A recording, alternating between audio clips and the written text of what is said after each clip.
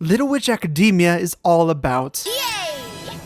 Like most of Trigger's other works, the studio usually focuses on a specific emotion or feeling, as far as the themes and the essence of the shows go. You might be familiar with the of Gurren Lagann, or the of Kisnaever. But Little Witch Academia instead chooses to infuse its show with the simple joy that Akko embodies to a T, both to its credit in some places and its detriment in others. It wouldn't take you long to find a comment about Akko being annoying if you go anywhere the show is being discussed. Sure, there are moments where she regresses every now and then, but Akko as a character does grow up in small, subtle ways you wouldn't notice right away, or even episode to episode. But over the course of the entire narrative, she does come to understand patience and responsibility. The Akko from the beginning wouldn't have waited nearly as long to barge into Deanna's initiation ceremony, or even waited for the need to do so. And in fact, most of her regressions come from being urged on by Kroya, or the circumstances surrounding her in the later episodes, such as Akko's impatience and willingness to climb Morgandia against the advice of Ursula. Regressions aside, Akko is packed to the brim with joy, and combined with her boneheaded confidence, she lights the way through the perils of her narrative, even if that narrative happens to be a drug-fueled delving into the mind of her best friend, and arguably evil witch, Susie. Or the episode where Lot's father turns to moss and accidentally kisses the neighbor, only for Lot's mother to slap him away comedically, despite not being able to move otherwise. Narrative sense in the moment is pulled away to serve the comedy, and there are very few instances of black humor in any of these scenes, just like the overall show itself. As a result of this comedy over story, there isn't a deep or even compelling narrative inherent in the anime, but the show exudes enough genuine fun that it doesn't really matter.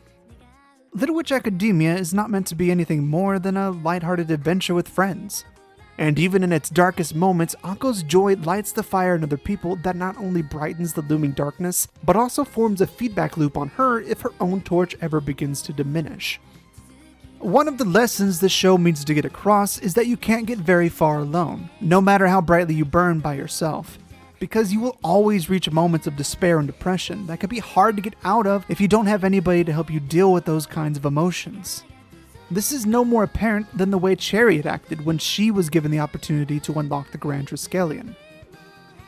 Through choices made on her behalf and ones she made herself, Chariot grew to be alone despite her wish to share her joy with the world. And when ultimately her flame began to sputter and wither away, there was no one around to relight the torch and keep her moving forward, which is why she failed so spectacularly in the end, and the moon received its distinct scar.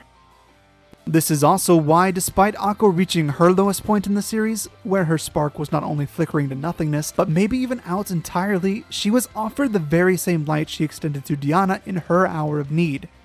It's poetic that the only reason Akko succeeded was because she was so confidently annoying. If she hadn't been her usual self throughout the entire series, she would have never had the strength to unlock the Grand Triskelion. And this goes for more than just the arc with Diana. It takes every crafted friendship and moment of kindness she gave to bring about the ending she desires, to spread the joy she feels inside of herself across the world and bring magic back to brilliant, sparkling life, just like Chariot wanted to do previously. And in this joy, Yggdrasil is born to spread magic all across the globe once more in the most obvious display of joy the series could muster, a giant giggling smiley face. While not as epic as other entries in Trigger's long line of emotional storytelling, the finale and series as a whole unapologetically remained its joyful, sometimes annoying self all the way through. It never strayed from finding joy and lighthearted fun in every episode, and even when it was ridiculous or even annoying, it still had that spark of laughter that made Little Witch Academia and Akko herself so breathtakingly simply charming from the very first OVA. In the end, I hope I brought out a few thoughtful insights for you to munch on for the day. And I'll no doubt be revisiting Little Witch Academia in more depth at a later date, because I loved watching every moment of it. If you liked what I had to say here, you might enjoy the other videos I have offering new, and I think pretty interesting ideas on what I thought about the anime I love so much, with just a hint of a message in each video. Of course, you can always subscribe to my channel to catch each video as I make them.